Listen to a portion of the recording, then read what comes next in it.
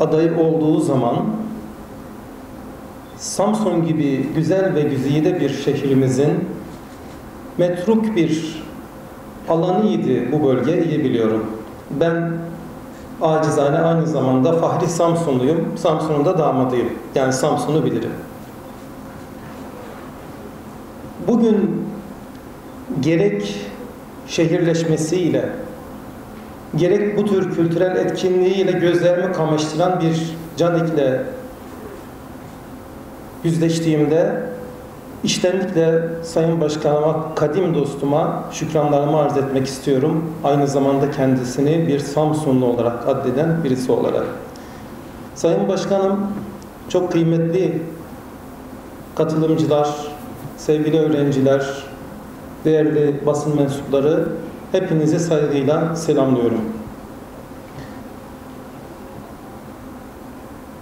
Ben aynı zamanda dünyada göçün başkenti olan bir şehrin üniversitesinin rektörüyüm. Birleşmiş Milletler'de göç denilince ismi konuşulan bir şehrin rektörüyüm. Bu nedenle de bu manidar, bu anlamlı, bu güncel aktüel sempozyumda bulunmamın da böyle bir anlamı olduğunu da sizlerle paylaşmak istiyorum. Çünkü ben savaşı bizzat bu gözlerle canlı olarak gözlemlemiş, yaşamış ve şu anda o göç eden, savaş mağduru insanlarla birlikte yaşayan 3000, 5000 değil, Kilis'in 100.000 nüfusu var. 100.000 en az nüfusu kadar insanla iç içe yaşayan bir insanım. İşte bunun için göçün başkenti, nüfusu kadar, hatta nüfusunun üzerinde göçmeni barındırdığı için. Göç hiç şüphesiz insanlığın ürettiği en dramatik kelime. Belki coğrafyacılarımız için, tarihçilerimiz için çok farklı anlamları olabilir. Ama az önce Sayın Rektörüm de ifade ettiler. Üç göç bir yangın diye onu yüreklerimize işleyecek şekilde dile getirdiler. Göç demek ayrılık demek. Göç demek acı demek. Göç demek gurbet demek. Göç demek nostalji demek. Kimileri için melankoli demek. Büyük travmalar oluşturan bir yaşantı göç.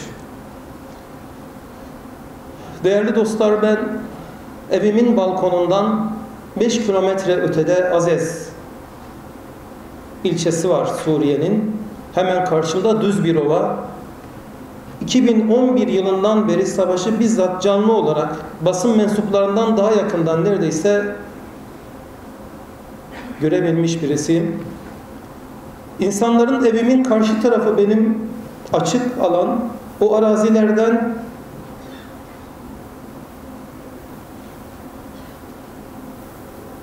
çamurlar içerisinde üzeri kadıncağızların, çocukların elinden tutarak geldiklerini defalarca gözlemlemiş biriyim. Eşlerinin savaş mağduru olarak ellerindeki bastonlarla yürümeye çalıştığını, çocuklarının ve eşlerinin koluna girerek getirdiklerini gözlemleyen bir insanım. Bütün bu meşakkatlerin içerisinde ayakları çıplak çocukların çeşitli acıları, yaşanmışlıkları barındıran, yüzlerinin kırışıklarında bunları gözlediğiniz annelerin ve babaların bizzat şahidi olmuş bir insanım, bir akademisyen olmanın ötesinde. Bu bağlamda bunları daha çok konuşmamız, ama başkanımın dediği gibi sadece akademik platformda teorik olarak konuşmanın ötesinde aynı zamanda bunları daha çok hissetmemiz, duymamız ve icraata dönüştürmemiz lazım. Bu anlamda ben tabii ki Türkiye'nin her yerinde toplumun gösterdiği duyarlılığı görmezden gelemem. Bu anlamda gerçekten bu milletin bir parçası olmaktan derin bir onur ve mutluluk duyuyorum. Bu acıların, bu elemlerin, bu ızdırapların da asgariye indirilmesi ve bir anlamda belki de geçen 6 yıllık sürenin sonunda 2011 yılından beri ben Suriye özellikle olayı üzerinde duruyorum. Çünkü bizi en çok etkileyen son 6 yılda 3,5 milyona yakın insanın göç ettiği, Türkiye'ye göç ettiği bir göçten bahsediyorum. Artık krizi de fırsata çevirme zamanının gelip geçmekte olduğunu da arkadaşlarımız değindiler. Ben de düşünüyorum. Evet.